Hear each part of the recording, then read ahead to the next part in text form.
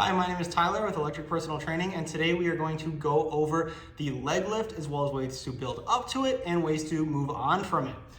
So this is going to be a very exercise dense video, so make sure you come back to this one every time you move past a level and build up to some of the cool hanging exercises that we can do for our six-pack, our rectus abdominis.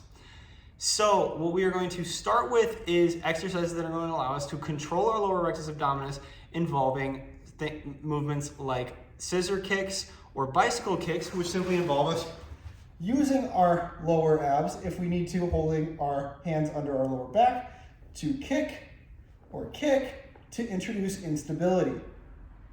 Once you've mastered these exercises and can do them for 30 seconds to 45 seconds, we're going to move on to the actual leg lift.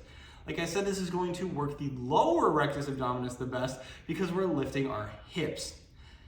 Now, the leg lift is a misleading name. We want to be lifting our butt, our pelvis, because that is what our rectus abdominis is actually going to control.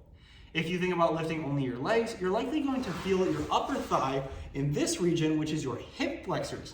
Now, these are commonly a tight muscle, so if you find that you feel them regardless, it may be worth stretching them out regularly until you start doing the leg lift. Now, the leg lift is an exercise that we are going to do in levels, like I mentioned. So we're going to build up after we've done our stabilization exercises. Once we've mastered the scissor kick or the bicycle kick, we are going to go ahead and move up to the leg lift. Now, I highly recommend you start with your hands under your lower back again. It will make it easier because you're going to have more stability. So we're going to stick our hands under our lower back. We're going to straighten our legs to about 6 inches above the floor, lift them up and down. And up and down. And if you see my butt is coming off of the ground, that's because I'm lifting my pelvis. If I only lift my legs here, I don't move so much because I'm only lifting at my hips. And here I can already feel my hip flexors engaging. Now, as far as progression from here, we have two options.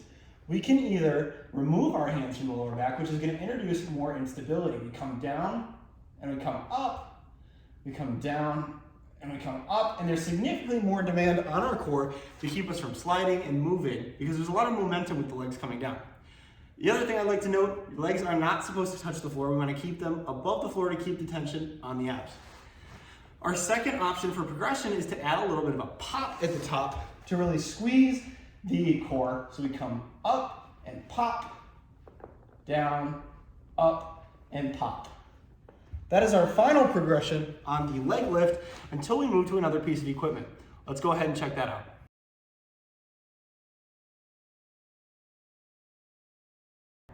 All right, now if you are at the point where floor leg lifts aren't quite enough for you, or you just want a bit of a change of pace, the captain's chair is a fantastic piece of equipment that you can use to get some good leg lifts in. It's going to add a bit of intensity to it.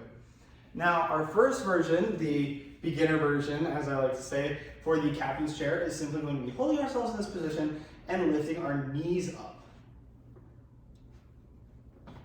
Once you've built up enough strength to lift your knees up for 3 sets, we're going to go ahead and straighten them out, and you can use the straightness of your legs as a form of progressive overload. Treat it like a weight. You don't have to go completely straight to straight. You can go a little less bend every week until you have them completely straight.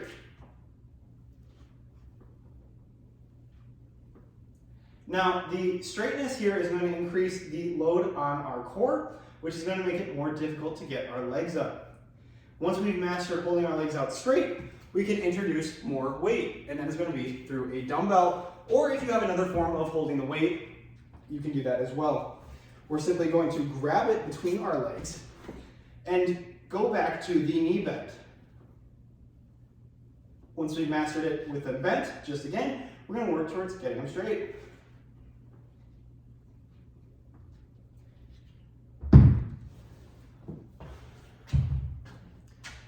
Now, the captain's chair exercises are fantastic for working the lower rectus abdominis and are going to give you a lot of options for increasing the intensity. That's kind of your 4-step progression plan. We go knees bent, knees straight, knees bent with weight, knees straight with weight. Once we've mastered that, we'll move on to the next variation.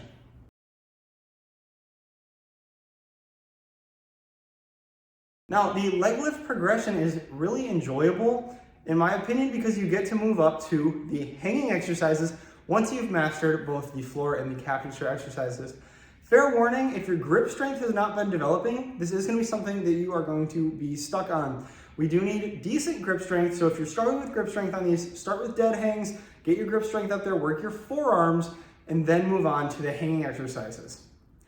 Now, when we're hanging on any exercise for the core, we want to be engaging our upper back a little bit so that our scapula aren't drifting upwards and we're not having unnecessary tension across our lats and our lower back.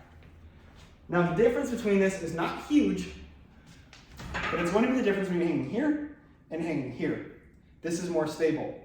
Now, our first option is to, just like the captain's chair, lift our knees bent. There's far more instability here, so it's going to be far more difficult. Now, our next option is to lift the legs. Again, lifting the butt, not just the legs. And our third option to get maximum range of motion is to come all the way up, lifting the butt to kick the bar.